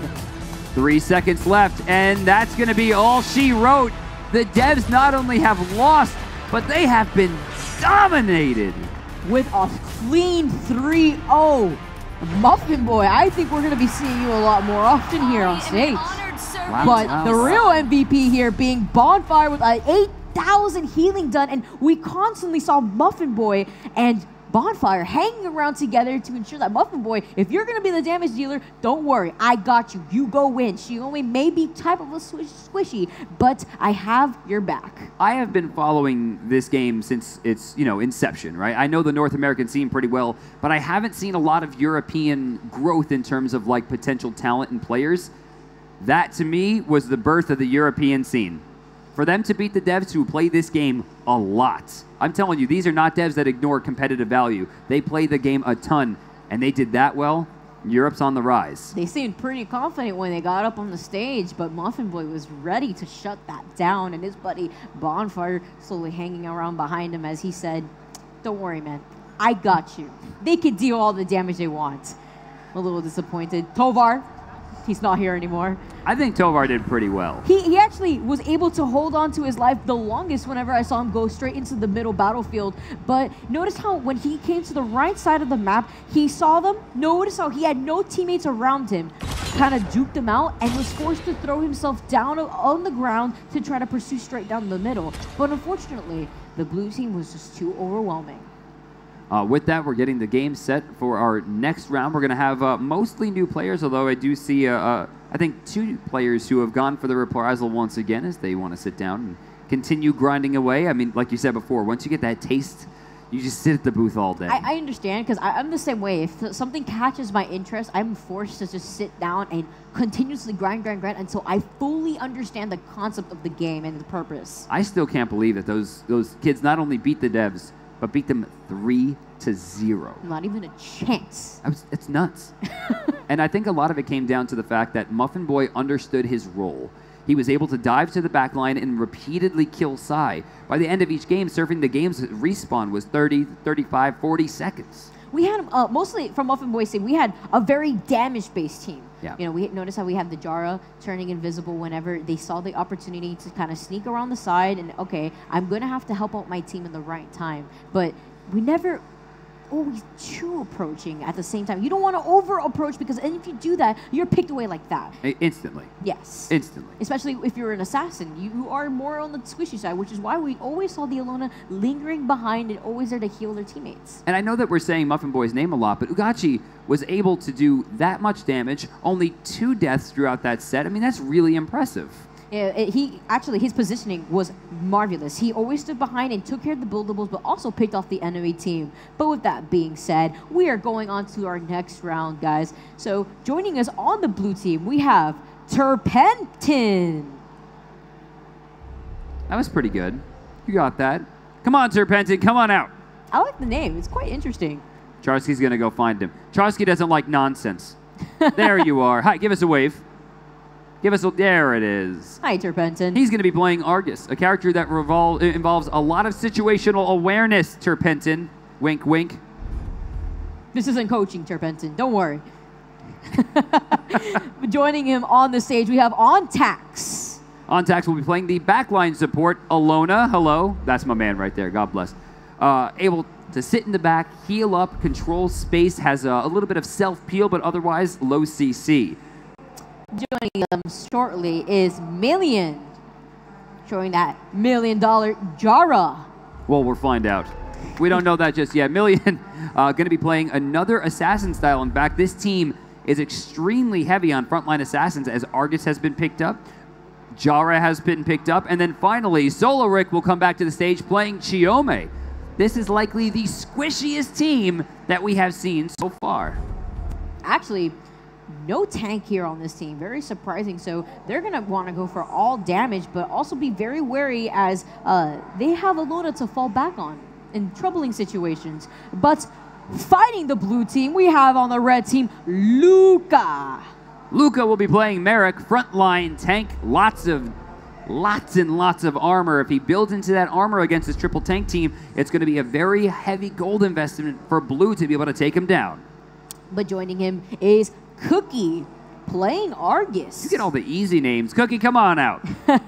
Cookie's going to be playing... Nope, wrong side. There was already people in those chairs, Cookie. Both of our Argus players seeming a little bit weaker on the situational awareness. It's all right, because we have Surround helping him out with Rollins. A mid-range damage dealer. Hello, Surround. Give us a wave. Oh, all right. Oh, I like this. I like this taunting. This is what I live for. And then finally, another person reprising their role on the stage. It's going to be Ko. Ko is going to be playing Galleon. We Hello, see a pretty good amount of heavy, not heavy, but damage-based warriors up on the stage. I think Ko's Galleon's going to be a great pick against that triple assassin-style gameplay. Able to self-peel, he has the ability to not only initiate but retreat, has a stun, be able to just put the shell around, bait some damage out, and they still, although this team does not have a backline healer, everyone's going to be moving towards the front, especially Rollins, but that might work against the triple tank situation. Yeah, Galleon has that pulsating heal Void that basically heals everyone around them, so they could all go in together when necessary, while Alona on the opposite team can put up her Sunshrines to ensure that her team could retreat to safety. Coming up next, we have on the blue team, the blue coaches, Toby. Hi, Toby. How you doing, Toby? It's not like we haven't seen in a while. And red coach, Big Bene. Hopefully his coaching a little bit stronger than his gameplay. As the teams get ready, we'll be switching the map from Atala Prime over to the Shrine of Oros, our medium-sized map, or rather, really, I guess it's the smallest of the maps, but kind of has a medium width about it, comparatively to the narrowness of the Dreadshore, the major width of Atala Prime. The Shrine of Oros, I like as a stage because it's one of those basic stages where you get to learn and nitpick, where you always want to be on the map if you're new to Breakaway, being more familiar with the buffs on the left and right side. You have the damage buff that spawns 30 seconds into the game to make sure that you don't automatically go for the damage buff right when the game starts. And then you have the health buff that spawns 45 seconds into the game. Going into this again, there are 3 ways to win in Breakaway. And it's actually pretty simple. If you're a fan of regular sports, you'll get it right away. The first, that relic, if you're able to move it to the enemy's base, there's a small colored relay. Drop that relic inside of that relay and you guarantee yourself a round victory. If at the end of a 4-minute timer, if your team is able to move that relic just to the enemy side of the map, you will have won with territory. And then finally, and of course my favorite way to win, if you are able to completely wipe the enemy team simultaneously, you get a gold boost and the win for the round. And almost immediately, we're seeing aggressive approach from Ko. Notice how he just sped in, but waits for Merrick to take the more aggressive role here as he sets his buildable straight down the middle. Ko already taking some damage. Blue, however, are taking it as a group as they move forward together. Jara, perfect combo, but not enough damage this early on. Ko trying to heal through it, but all of them together able to burn through it even at the first round. Although the blue team is focused morely on damage, they are able to overcome a tank pretty easily if they're all grouped up together. But notice how Million is now following Surround as he does not want him to get this relic any closer to his relay. Oh, he actually wound up throwing that a bit too soon. He's now stuck out of position. He's taken a lot of damage, and Serpentin credited with that one. So far, blue team has been credited with a lot of, I think that's their 4th kill so far. I like Million's positioning. Notice how he doesn't go straight down the middle as he's met with Cone and Luca. Cone activating that healing circle for his team to make sure that they are able to overcome the, oh my goodness, but with the crowd control, sending everybody back. Cookie's still alive? Cookie got a double kill in that instant, taking out Ontax as well. There's only one person alive here, the Argus. He can go down actually very easily against Luca, but he is retreating back towards his team where he is met all together. Smart. If he was a little bit slower, it would have been trouble. They're focusing on the kill. Can Surround get past? No, he's going to get comboed. He doesn't have a ton of movement. Maybe stuck in the wrong position, but Solaric ignoring it. They're going to try to take this out inside the base. Ontax still fighting him in the back. One more hit really going to do it, and she's going to find the snipe in the front line. Solaric, Terpentin, and Million against 2. Ko getting lower and lower, trying to get inside that base. One person's not going to burn through that shield, but he's trying. 45, not going to do it. Cookie able to save the day. That shield burning on the No way. Oh my, he tried very hard. And I was going to say that was the $1 million shot, but in that instance, he was able to make it anyway, regardless of missing it the first time. Look at this. You'll see him walking right through. That shield was already removed, had a maybe 3 to 5 damage. I think he actually took that damage right as he got hit, but it's going to be the score, and that's going to go to blue team. Serpentin so far, my MVP at 2-0-0. He's working up that Sword of Mars. So what I'm seeing from the blue team is that they are going to literally have to dogpile each single one of the red team members to completely annihilate them within seconds. Now, Surround has opted away from damage, knowing that he's not going to need a lot to get through these, these assassin-style gameplay. He's gone in for movement speed to try to separate himself. Spike Trap going down early, and Siege Engine to Siege Engine. It looks like the Red's going to win. Million, 16 damage on the shield, not going to find it. Solaric stuck inside jail, trying to work his way out. I don't know if he's going to get it in time. They're damaging. The heals are coming through, but it's not enough. Million with a 67 shield from deep, and there goes round number 2. A very quick round number 2. Million seeing as they were focused so much on the jail cell, he was able to use his teammate as a distractor to get that goal. 2 rounds so far to blue. Serpentin, no kills that time, but they really didn't need it. 1 more will do it. Red starting to build up a little bit more damage. The level 2 Sword of Mars coming out from Surround. Cookie at level 3 with a little bit of armor pen. Level 3 for Luca. Even level 2 for Ko. They want to fight. Millions really wanting that extra damage, but opting to go for the relic first. And we're seeing the double Siege Engine again, but the red Siege Engine is triumphing over the blue one. Million dropping the relic nearly immediately as he is met with Luca and Cone. Cookie maybe in some trouble. He thought he had a chance, but the Jara ult was still alive and able to take him down. First time Cookie goes down this round, and he might be joined by 2 more. It's going to be Solaric and Luca heading back to the base in a box. Cone Surround may want to retreat for this one, but Surround instead taking the Brave Authority over the Relic and already uses his dash. He may be in a bit of a trouble as I can't really see how he can escape this as he is met with Cookie finally to safety. Million, full shield on the left side, able to dodge through. Dashes, but I don't think he's going to get too much farther. Double mirror, and yeah, perfect ultimate from Galleon. Maybe some trouble. That's going to be 1 down. That's going to be 2 down, but they do trade for Ko. That was a good trade for Luca, getting that double attack on the double teammate there. Surround right above, trying to take care of on-tacks instead and ignoring the Sunshrines. And this is the positioning of the Sunshrines that we were covering before. They are in the middle of the battlefield. Surround going a little bit too far forward, winds up getting caught out. That's his 2nd death this round, and he's going to be joined by the 3rd death for Luca. Solaric finding his way through the right side, Cone retreating, understanding that this may be a part where he's going to have to intercept thanks to his buildables as well. He gets soloed down. Nice stun by Ko, stopping him from being able to throw it. But Serpentin trying to walk in. 0 damage on the shield as Ko going for the return. Solaric started in jail. Million going for the combo. Not enough damage through that shield, but they have 2 people here. Healing from Hontax might be able to keep them up. He's 1 hit away. Million once again going to try to close this out, but there are 2 people on blue down. He's maybe putting himself in a position to get wiped alone, and he is stuck out. That shield went down immediately. He had already used his dash, quite unfortunately. 5 seconds. They're not focusing. They don't notice that they had the T-wipe opportunity. Oh, no. The Cookie ends up trying to only go for the relic score, and that is why, because you're in a game that you can get 3 different ways to win, you're so focused on getting this relic score. Cookie, body blocked by his own teammate. The shot was good, but he walked in front. Surround, though, on the rebound, able to clean it up and force a round 4. That was a bit of a heart attack. Look how the relic hits his teammate, quite unfortunately, bouncing the relic back, but Rollins is there to save the day and gets the dunk at the very end. The Sword of Mars continue to stack over on the right side. No heroic items. They have spread out their gold a lot, but Cookie has more than enough to not only finish that Sword of Mars, but up that armor pen as well. It's almost 5,000 gold. He's got to spend it. Cookie, spend that gold. Can we take a second to look at Million right now? With 2 hero items, you already know this man means business, especially with the amount of damage he's about to do. The net worth on the right side. Luca with 9,675. 3 Sunshrines staring down that midway point. Million's already down. He was so far the MVP of the game on that team. Luca starting to take some damage, continues to fight forward. Solaric, nice heal inside that Blessing of the Sun. Ontax keeping his team up, but not for long. 1 more hit on Cookie will do it, and Serpentin will find it at 2 for 2.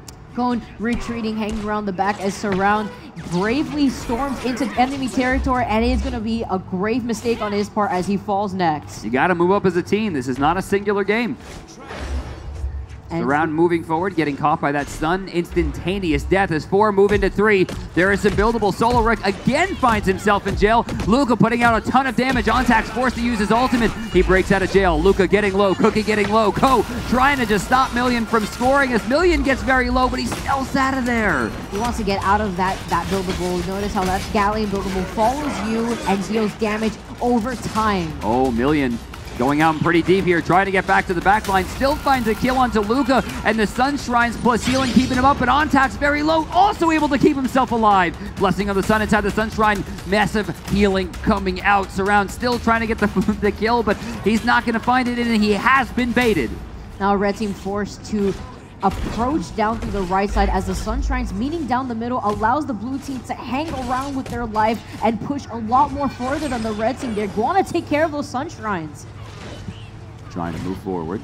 Solo Rick not really too worried about the spike traps, but Million took a fair amount of damage from it, sitting in critical, but he's sitting now inside not only the Sun Tribe, but healing from Alona as well. Right side damage buff getting focused. No one's paying attention to Solo Rick. Million, however, has dived off. They finally see him. Is it too late? He has shield still, and he manages to throw it in. But all because you don't see your opposite teammate. Unfortunately, they're so focused on trying to get that damage buff. He manages to sneak right through them, use the dash at the right time, and score, making it a clean 3-0. Gotta love that run. You always gotta keep your eye on the ball. It's the #1 rule in sports, and if you take your eye off it, that's how fast the game can end. MVP, of course, going to Million, not only with the 342 run relic distance, which is extremely far, but I would imagine a fair portion of the damage. Yeah, actually, 16,800 and 16,700, but why don't we take a look at the damage dealt by these individual characters? Tyler Penn, 6,000 damage coming from the blue team. I didn't expect that. Yeah, no, he definitely was doing a lot of work from behind enemy lines, and everyone was trying to focus on them so much rather than the relic. That was the problem. We saw a lot of good Jara play that game, though. Good stuns, great ultimates, good pickoffs, but that was probably the most amount of jails I've ever seen landed, because it was constantly being placed in their exact pattern that they were running every time, and they weren't checking for it. Yep.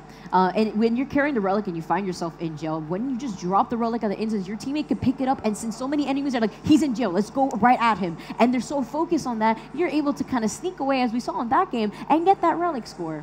With that ends day #4 here at Gamescom. We have 1 day remaining tomorrow, Saturday, where I think Vicky will not be joining us. Unfortunately not, guys. This is my last day at Gamescom and my first time joining Gamescom as a whole, so it was a pleasure being here for Amazon and commentating Breakaway for you guys. I hopefully could, again, stream this game for you as well, because this game in general has just been growing greatly. We've been seeing reoccurring players up on the stage showing that their skill is immense. I mean, playing against the devs, that was definitely a match to remember, and thank you guys so much for tuning in. If you want to follow Vicky Kitty, you can find her at VickyKitty_. Yes, at the very end on Twitter, guys. What a shame. Not even an original name. It's terrible. Someone took it from me, man. With that, I will see you bright and early tomorrow morning if you're there in the States. Otherwise, tomorrow at 6 o'clock here and German time at Gamescom. I have no idea what the time zone is called. Thank you for joining us, and we'll see you in the AM. Good night.